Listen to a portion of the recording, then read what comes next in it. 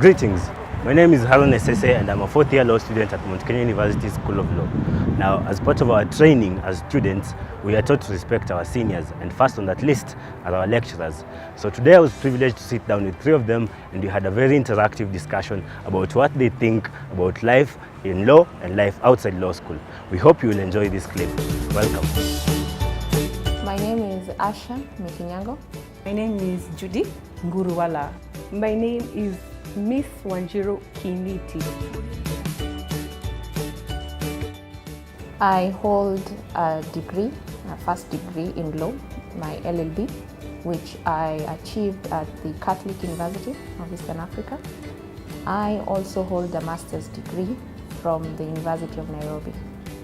Well, I am a lawyer by profession, so I went to the University of Nairobi, did my master's in international law in the University of Cape Town, but currently I'm pursuing my PhD at University of Witwatersrand in South Africa. I went to Moi University where I got my law degree from, and then I went to University of Nairobi where I got my master's degree. My area of speciality is one area that I'm very passionate about, and that's the area to do with family and to do with children law. Opportunities come from different areas, and I wouldn't prefer either local or international because law and the theories of law, luckily for us, are universal, and therefore if you gain your master's or PhD outside of Kenya, it will still be used anywhere else in the world, including Kenya. But for the first degree, that is the LLB, I would advise it be local. This is because if it is your area of practice or future practice, you need to be aware of the local laws and the legal system. It could be challenging if you study abroad for your first degree and second and consequent, then you come back to practice and you have no idea about the system and most importantly about the law or the history of the law, which can be a bit difficult. Yeah. I think when you're doing your undergrad, you cover a lot of units, you cover different types of areas in the law. But when you're doing your master's degree, you're now able to get into an area that you are ready to specialize in or interested in. So, and when you get into that specific area, you're able to do more in-depth learning about that specific area. Master's level, you're able now to zero in. There's a lot of reading and a lot of research work involved. It depends on the person. I would say this because not everybody is cut out for doing a master's. It requires a lot of effort, a lot of time, and again, we are doing speciality. We are specializing. We're not just continuing the school to get a certificate. You're supposed to be specializing. So you need to be specializing on what? And how is that aiding you in your career path? Some people might be content with just having a law degree, and that's okay. But it depends on you as a person and understanding where you want to go after that, career-wise. I would say it's a bonus. It helps when you're getting a job to say that I have a master's in law. People look at you like, whoa, how learned you are. Yeah. Well, I believe the master's program and the PhD are quite important. Whether you want to be in academia or not, it helps in increasing knowledge, but most importantly, it helps an individual work on their speciality. Because the first degree is a general degree, you learn about all the subjects. But if you want to specialize, you will need to move forth with your master's and even PhD. So yes, it's quite important to do your master's and your PhD. One of the difficulty in practice, I believe, is the Kenya School of Law training. It's deemed necessary. I believe it's necessary. It's more of practice and practical than what we do here at the School of Law, MKU, or any other learning institute, where we just teach the law and also the practical aspect. But then for Kenya School of Law, I think it's like being branded by fire. being tested by last fire just to make sure you're ready. You might have survived through the 4 years one way or another, but they want to make real sure that you're okay and you're good to go out there. It's, I believe, a purpose of being learned. You're tested to the extent that you surpass the challenge. Sometimes I think they make it a little bit too challenging, looking at the time span and the purpose of the training. But, well, it's been survived. It's very doable. We've done it. We've passed. I think it helps you appreciate whether you want to go the long haul or you want to look at something else. So that's how I'd look at it. You have to be ready for the hard work. It's not easy. It's not easy. You already know people don't pass very well. But you have to be able to put in the work. You have to be able to put in the work, yes. Go and finish. Sometimes that break gets in the way of you finalizing Kenya School of Law. It also helps when you have the support system of all your other classmates. Because most of the things you do at Kenya School of Law, you might find you have to do in groups, and it is easier to consult and work together with people you have already gone to school with. So you want to just progress along. You never know. You might wait too long and then Kenya School of Law becomes 3 years. You don't want to take that risk. Just go. I would advise for one to go through it now. It's better now than later. You can always take a break and then go back to KSL. But number one, you want not to break the flow of learning because you don't want to take a break. This is a continuous process. Finish with KSL, then do other things. There are other options for them. They can pursue other options. They can do their masters and then they can become researchers. They can become lecturers. There are many options out there. You do not have to practice at the end of the day.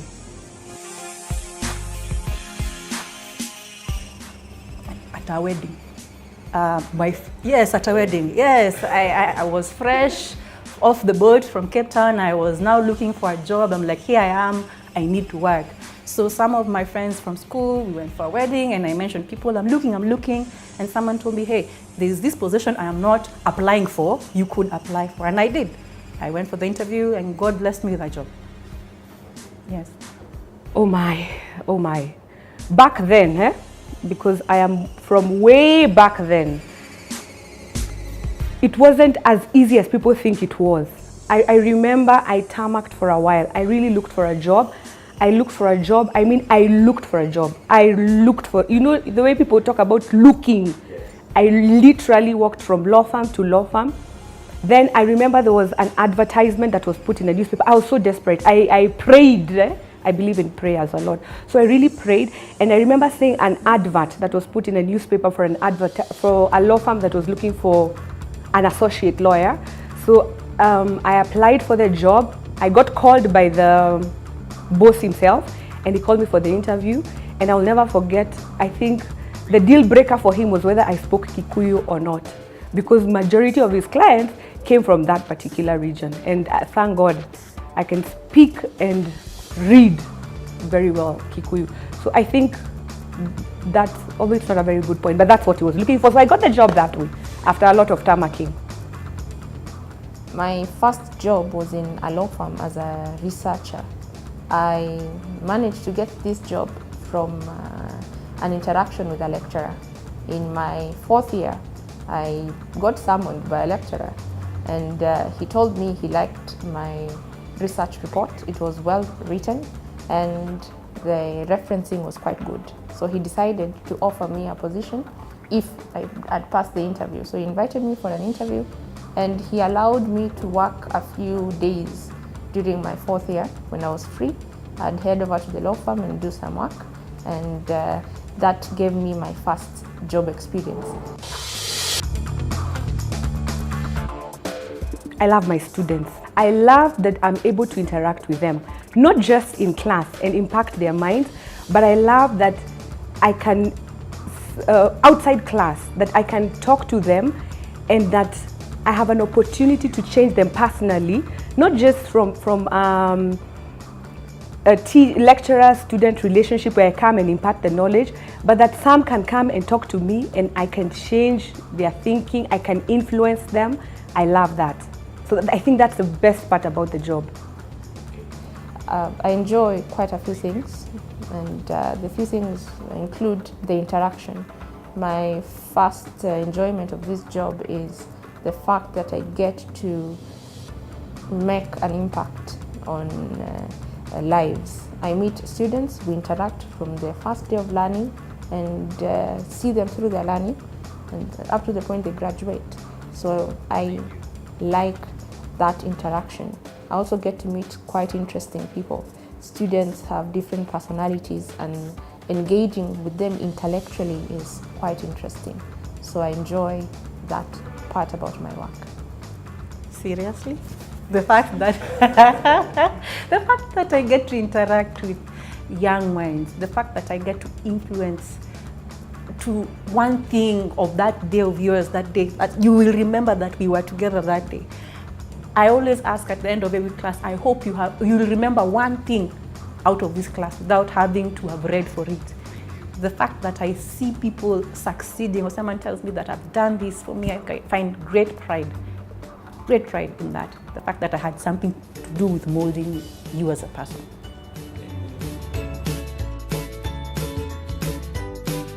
The thing that I would say is a challenge is engaging with each student. One thing I've realized is that there are different personalities, different backgrounds. Some of them have strengths you would expect the previous training to give them, but others might not have caught up yet. So getting them to the same point in a limited period of time can be a challenge. Something else is for the students to actually understand that everything I do as a teacher is in their best interest. In my class, I have to set rules. They have to follow the rules if they will learn. Some of them don't get it. So we might have a few stubborn ones or rebellious ones who might not want to comply or instigate the others. So the difficulty comes in moving with all of them at the same pace. I spend most of my free time with the love of my life, who is turning 11 years this year. And I spend time with him, maybe doing what he wants us to do. If it's swimming, we'll go for swimming. If he loves cars, so we'll try and see if we can get to watch rallies and watch football. He's now becoming a fan of football. And so I also support, I enjoy a good game of football.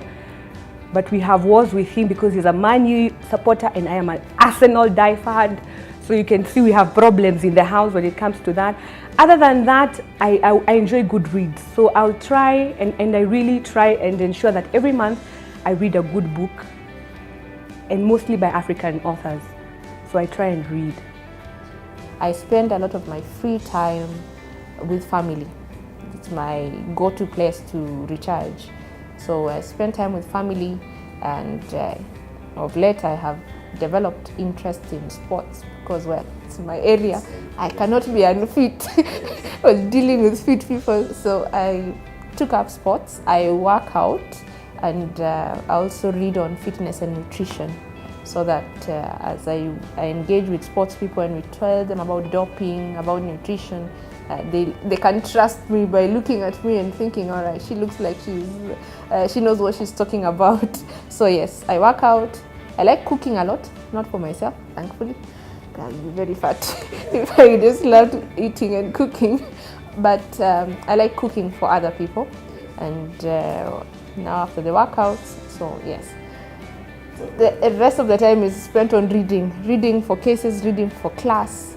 Yes. I sleep. I don't have free time. So when I find it, I sleep. I enjoy my sleep. I love my bed.